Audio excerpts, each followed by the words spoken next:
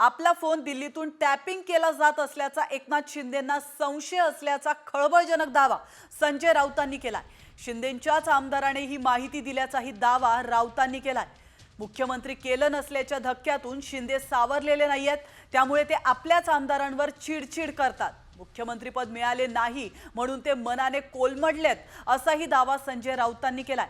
तर ठाकरे गटात आदित्य ठाकरेंबाबत नाराजी असल्याचा दावा करत नितेश राणेंनी राऊतांवर पलटवार केलाय।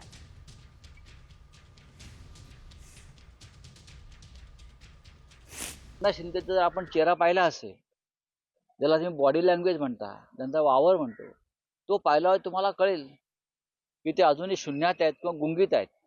त्या धक्क्यातून ते सावरलेले नाहीत, त्या धक्क्यातून ते पूर्ण कोलमडलेले आहेत आणि सरकारमध्ये त्यांची पूर्ण कोंडी झाली आहे। त्यांचे लोक उद्या समोरून काही सांगतील थोड्या वेळाने।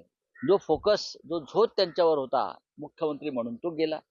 आता लोक त्यांच्याकडे जात नाहीत, लोक जातात ते फक्त पैसे मागायला जातात आणि त्यांच्याच आमदारामध्ये चलबिचल आहे की नाही तुम्ही प्रत्येकाला जाऊन विचारा, मी कशाला सांगायला पाहिजे।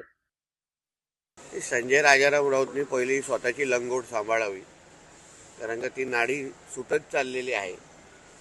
उबाटामध्ये जे काही आदित्य ठाकरेच्या कार्यपद्धतीबद्दल एक फार मोठी नाराजगी आहे, त्याच्यामुळे उबाटामध्ये आता नेमकं कोण राहणार, किंबहुना संजय राजाराम राऊत पण उबाटामध्ये किती काळ राहील ह्याच्याबद्दल पण एकदा कधीतरी लेख त्यांनी सामनामध्ये लिहावा।